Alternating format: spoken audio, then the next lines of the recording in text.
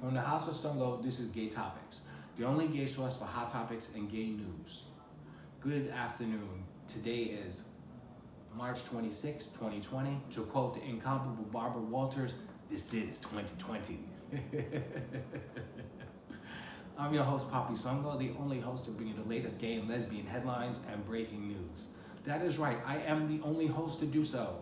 And I really hope as my platform continues to grow that somebody will reach out and pick my show up. But as we go through these uncertain times and the coronavirus continues to grow and spread, this is the perfect opportunity for us to be socially engaged digitally and engage with our followers and things like that. But unfortunately, someone trolled me yet again, and I've been placed in a 30-day jail. So I cannot post any stories relating to the LGBTQ community and headlines and breaking news.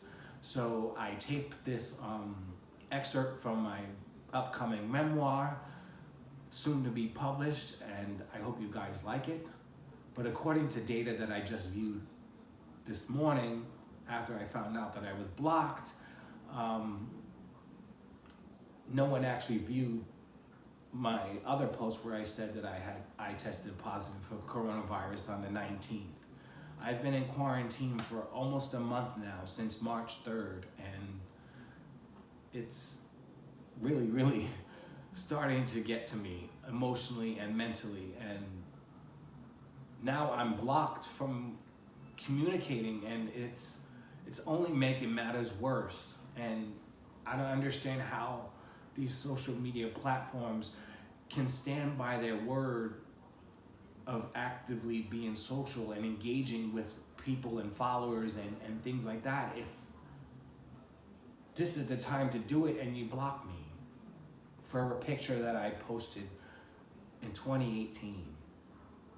That's right, so somebody literally trolled my page to look for a picture that I posted back in 2018 and then reported it.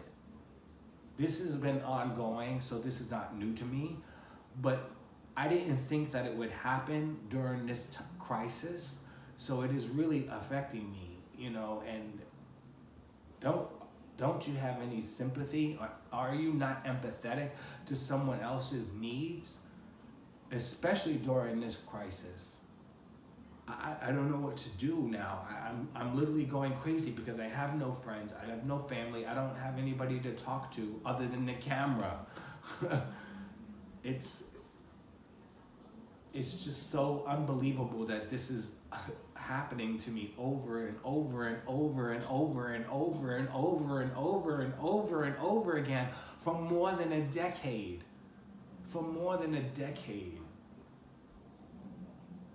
Am I a threat?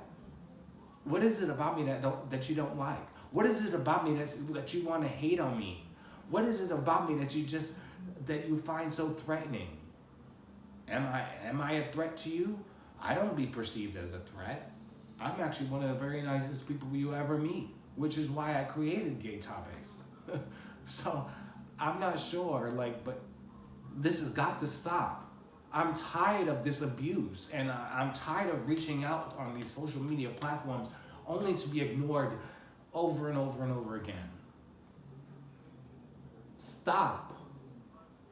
Moving forward, I hope that it does stop, and I hope that we can move past this pettiness and this drama. You know how gay men are. They're worse than a woman scorned. And one of my favorite shows is Deadly Women on the ID channel, and gay men act so much worse than those women. It's not cool because it's just very highly offensive when this is the time to actually connect with each other and be with each other for support and emotional distress, but being blocked for 30 days and having no active communication with my followers and fans, you're actually causing more of that emotional distress to cause the anxiety to get bigger and greater. I don't know what to do. I'm going crazy. It's really starting to affect me emotionally and physically and mentally, and I'm tired. I'm tired of being attacked for no reason, and I can't fight it because there's no support team from the actual apps. I'm at a loss for words. I don't know what to do. But with that, this is a message that was taped earlier, and I really do hope that you guys like it. On this special GayTopix quarantine edition, and I'm gonna hashtag quarantine stories. This is an excerpt from my upcoming novel, or upcoming memoir, I should say, soon to be published. I hope you guys enjoy it. So please watch the whole video. And no one will actually watch my previous video where I said that I was the first porn star to be diagnosed with coronavirus, and I mentioned the Z-Pack. I was on the Z-Pack, and I told you an antibacterial after that, and the next day, or the next 3 days after, I posted my message to Facebook, Donald Trump said that he was going to use the anti-malarial drug and the Z-Pack in a combination to help cure the coronavirus. I don't know if there's a cure, I don't know anything like that, but I've been in quarantine for a while now, and I'm going crazy. But yeah, no one actually saw that video because I looked at it just the other day, just this morning, and it's only got 3 views. So I don't even know how many people are actually gonna sit here and listen to my excerpt, but I'm gonna do it anyway because I have nothing else to do. So I hope you guys enjoy it, and we'll see what happens from there. Author's note. This story is the property of papisongo. It cannot be sold, traded, posted, or printed in publication without expressed written permission of the author, me. It can be downloaded for personal reading or pleasure, but if you wish to repost them at your own site or blog, please contact the author, me, for position. The following story is based on a true experience I had. It contains graphic scenes of male fetishes and sex between 2 consultant gay adult males. If these subjects do not interest you, or it is not legal for you to read them, please don't continue. Otherwise, I hope you enjoy. It was a dark and stormy night as I lie on a Tempur-Pedic bed watching the news updates run along the bottom of the TV.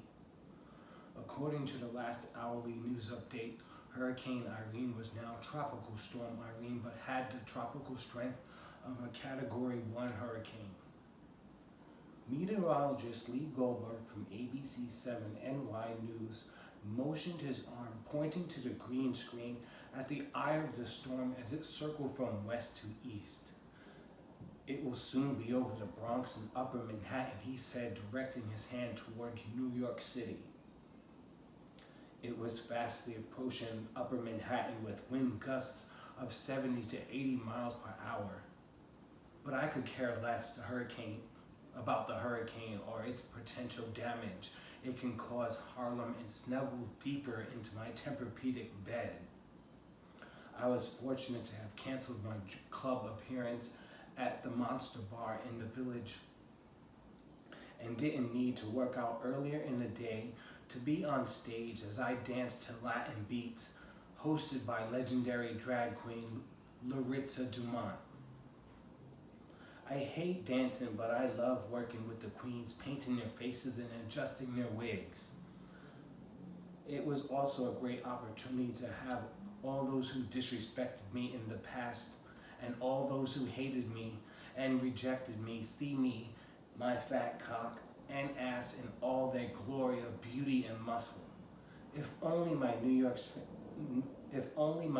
City fans would tip me before they touch me.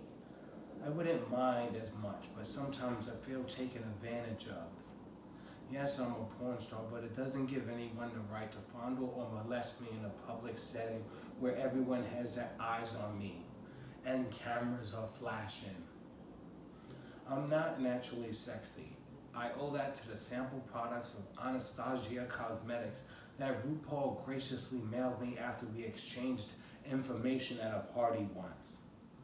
Not to mention, it takes me forever and a day to look presentable, and the last thing I need is someone touching me inappropriately to get sexual gratification from this Latin poppy for free. They all want to see my bald head and beefy muscles. They grab and pull and tug at me to catch a glimpse of what they turned down. Why are you so concerned now if you weren't then? Please don't touch my fitted snapback and don't massage my back or chest. My mother always taught me never touch anything that doesn't belong to you, and if you want it, then pay for it. That is why Trey, my bodyguard, took the position to keep me safe from harm. Trey pushed anyone and anything out of the way as I walked through my makeshift runway in various clubs and venues on toward the velvet rope. It was like I was Moses and parted the Red Sea to walk to my refuge. I cuddled with a soft foam throw pillow and lie down on a couch, commanding my dog to jump up and lie next to me. He took his time and hopped onto the sofa. He searched the couch for a space to drift off, and I grabbed my phone and saw a notification from a fan on Twitter. He asked if I was available, and I replied back to his 140-character message and saying, if the pay is right and I'm gonna get fucked stupid, then I'm down.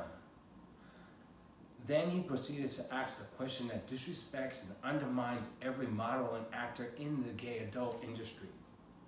He asked if I could contribute. Wait, why the fuck would you expect an escort to pay for his time when you're supposed to be paying for his time? More importantly, if Antonio Biaggi wanted to chill with you, you would give him anything and everything he needs. Just the thought of getting a selfie with that Latino god makes me wet. Makes anybody wet. I said no and continued with, I guess that ends this conversation. I pressed send and continued replying to my other tweets. He soon tweeted me a dick pic of his 12-inch Jamaican meat and said, it's okay. I don't want to pay anyway. That was strange because if you don't want to play, why are you asking me to pay? Being hungry for cock, I instantly said yes, and I would agree to meet him in the Park Chester section here in the Bronx and ask for an Uber. You want the dick, then come through. If not, forget it, he tweeted back. I thought about getting a cab, but doing that in a hurricane is quite rare. The only people outside were the news reporters reporting live. I thought about it, and not being able to play became really hesitant with replying back. I agreed and quickly jumped in the shower to clean my pussy out. I flushed so much water inside of a hole that I burped, but the water was clean and I was happy. I get out the shower and admire my male physique in the mirror. It took years to create my reflection. I still needed work but was elated with my results. I rubbed the towel against my skin, standing on a soft bath rug. I then grabbed the baby oil and massaged it into my skin. I rubbed it against my hairy chest and flat stomach down to his knees. I rubbed my head and neck and put the oil down. I then start the daunting process of finding my costume to wear. The right jockstrap and socks can really change your sexual encounter. I put on my white, issued only by models for dickwad jockstrap with white socks and a white snapback that spelled papisongo in graffiti with the Heritage of Pride rainbow colors. I put on gray jeans that were made to come off your ass, so with the pants on, wearing a jockstrap, my ass was completely exposed. I put on a white t-shirt and my nipples pointed through the shirt. I drop a gold chain around my neck and put on my face using Anastasia products. I love their foundation because it blends into your skin and looks completely airbrushed. So natural that no one ever notices that I wear makeup daily. The queens in the bars and the clubs showed me how to paint my face. Trust me, I know. I then grabbed my trench coat to cover my ass and keep dry from the rain. There was buckets of water pouring down from the darkened sky, the wind blowing in such force, garbage littered everywhere and signs knocked down. My umbrella was of no use in blocking the rain because it was coming from all directions.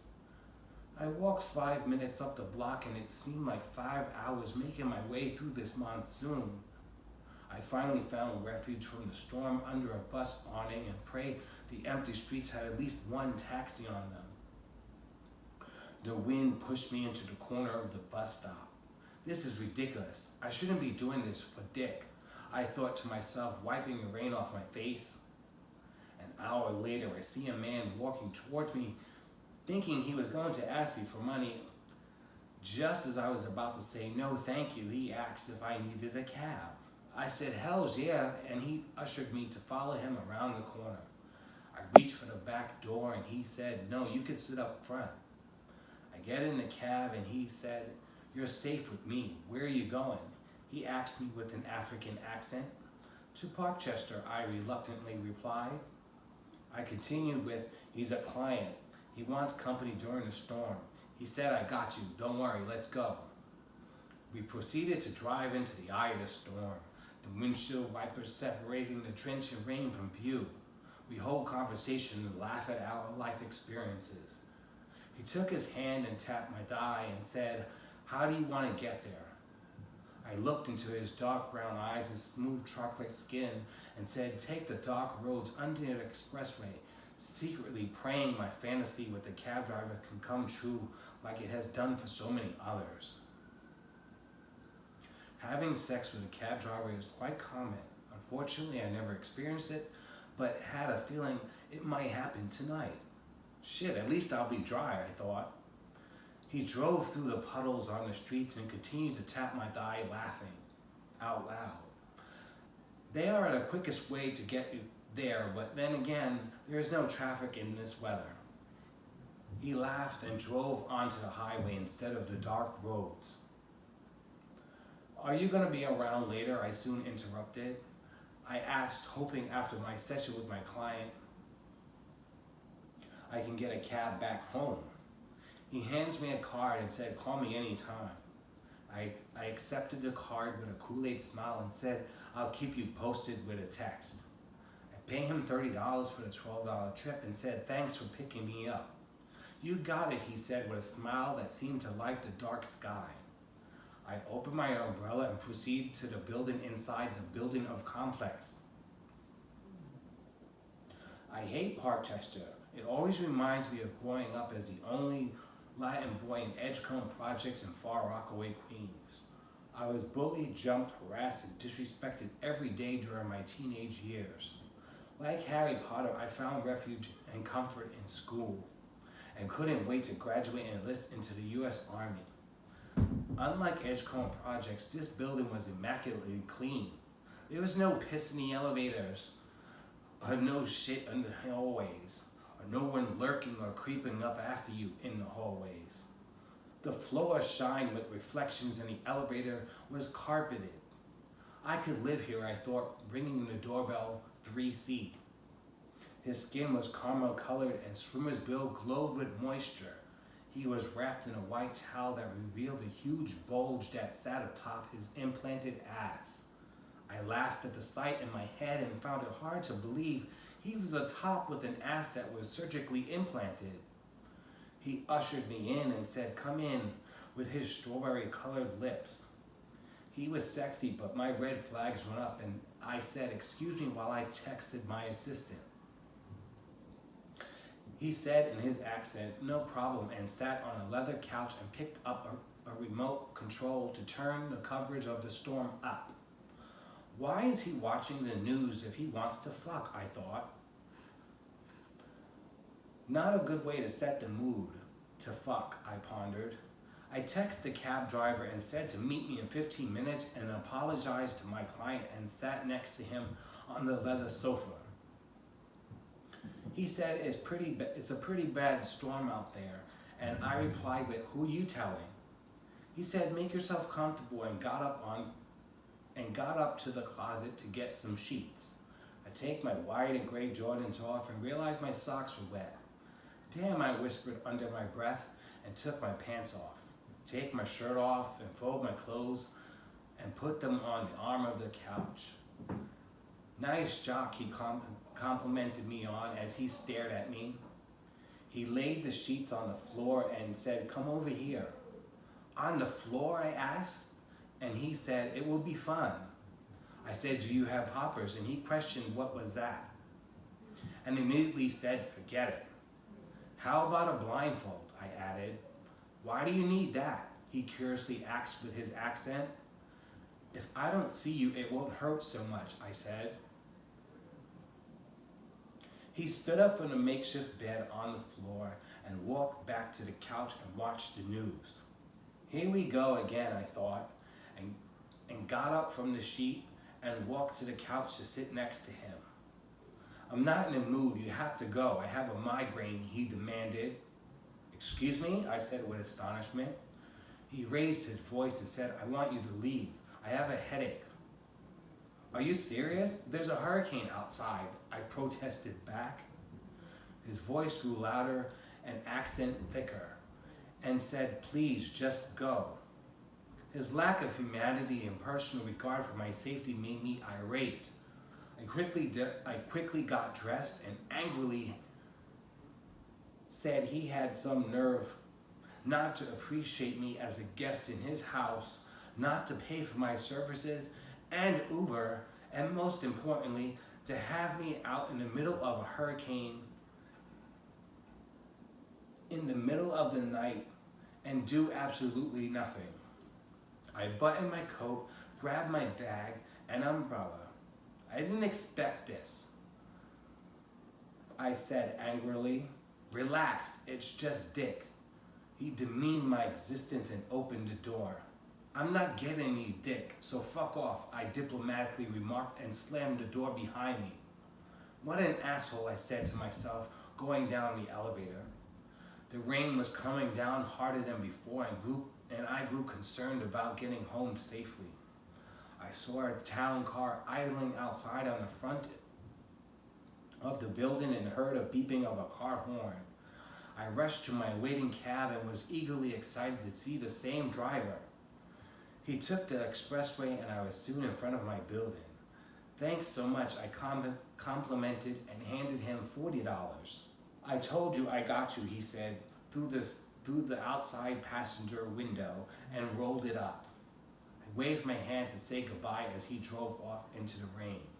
What an asshole, I thought, taking off my wet clothes before making myself a cocktail and sitting down on the couch. It never fails me.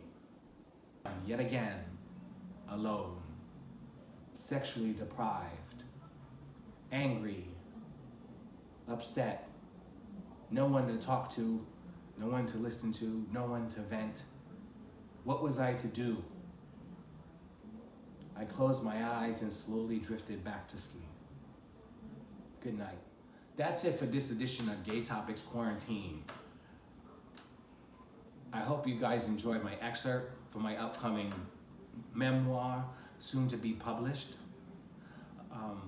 I'm Papisongo, the only host to bring you the latest gay and lesbian headlines and breaking news.